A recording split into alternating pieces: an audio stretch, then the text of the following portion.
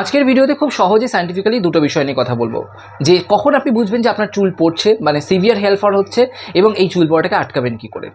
মেসেঞ্জারে এবং কমেন্টে অনেক আমি কোয়েশ্চেন পেয়েছি যে চুল পড়ছে, চুল পড়াটাকে আটকাবো কী করে, সেই নিয়ে কিছু বলতে। আমি খুব সহজে সায়েন্টিফিক্যালি বলে দিই কী কী কারণে আমাদের চুল পড়ে। নাম্বার 1, হেরিডিটারি বা জেনেটিক। তার মানে আপনার যদি বংশগতভাবে আপনার বাড়িতে বাবার ফ্যামিলি বা মায়ের ফ্যামিলিতে টাকের সমস্যা থাকে বা চুল পড়ার টেন্ডেন্সি থাকে, আপনার সেটা হবেই, সেটা আটকানো কিন্তু সম্ভব নয়।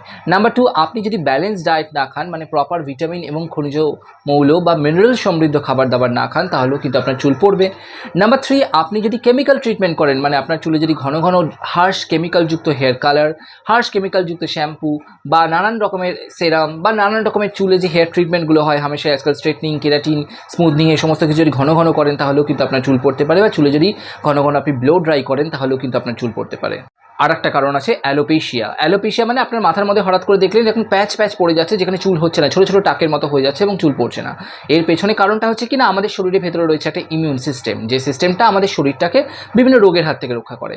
এবার এই সিস্টেমটাই যদি হঠাৎ করে কোনো ভুলবশত অন হয়ে আপনারই হেয়ার ফলিকলসের সেলগুলোকে খেতে শুরু করে, তাহলে কিন্তু সেখানে আপনার ওই অ্যালোপেশিয়া হয়ে যেতে পারে, যেটা কিন্তু ডাক্তারবাবুর কাছে যেতে হবে, ট্রিটমেন্ট করতে হবে। One of the important problem হচ্ছে হরমোনাল প্রবলেম। আপনাকে একটা ব্লাড টেস্ট করতে হবে যদি আপনার সিভিয়ার হেয়ার ফল হয়, এবং এই ব্লাড টেস্টটা কী কী না, আপনার সেরাম ফেরিটিনের একটা টেস্ট, আপনার ভিটামিন B12 এর একটা টেস্ট, আপনার ভিটামিন ডি এর একটা টেস্ট, এবং তার পাশাপাশি আপনার TSH টেস্ট দেখে নিতে হবে যে হরমোনাল লেভেলগুলো ঠিকঠাক আছে কিনা। এগুলো যদি গন্ডগোল হয়, তাহলেও কিন্তু হেয়ার ফল হতে পারে। আর last but not the least, আপনি হাইজিন মেনটেন করছেন কিনা, মানে আপনি আপনার মাথাটা বা স্ক্যাল্পটাকে প্রপার শ্যাম্পু বা বিভিন্ন জিনিস দিয়ে পরিষ্কার করছেন কিনা। বিশ্বাস করুন, আপনি যত দামি তেল লাগান না কেন, যত দামি হেয়ার সেরাম লাগান না কেন, যত দামি শ্যাম্পু লাগান না কেন, আপনি যদি এই কারণগুলোকে ঠিক করতে না পারেন, আপনার হেয়ার ফল কোনো দিন কমবে না বা ঠিক হবে না। কখন আপনি বুঝবেন আপনার হেয়ার ফল হচ্ছে? আমাদের কিন্তু প্রতিদিন 50 থেকে 100টা চুল পড়ে। এটা যদি বেশি হয়ে যায়, এবং চুল পড়ার তো পড়ছে, তার বদলে যদি চুল না গজায়, তাহলে কিন্তু আপনি হেয়ার ফলের সমস্যায় ভুগছেন। এটাকে সিভিয়ার হেয়ার ফল বলে থাকে। এবার এটাকে কন্ট্রোল করব কি করে?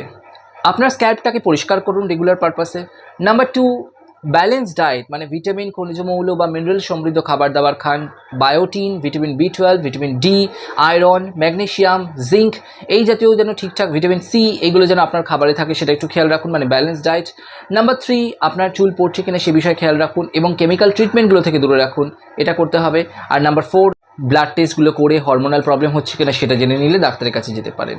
তাহলে রেগুলার আমরা যদি হাইজিন মেনটেন করি, খাবার দাবার ঠিকঠাক খাই, মানে ভেতর থেকে সুস্থ হই, আপনার হরমোনাল প্রবলেমগুলোকে যদি টেস্ট করে জেনে নিতে পারি বা সারিয়ে নিতে পারি, এবং তার পাশাপাশি হার্মফুল কেমিক্যাল বা হার্মফুল এই যে হেয়ার ট্রিটমেন্টগুলো থেকে যদি দূরে থাকতে পারি বা কম করাতে পারি, তাহলে কি, বা অ্যালোপেশিয়াটা যদি হয় সেটা বুঝে নিয়ে তার ট্রিটমেন্ট করতে পারি, তাহলে কিন্তু আমাদের হেয়ার ফল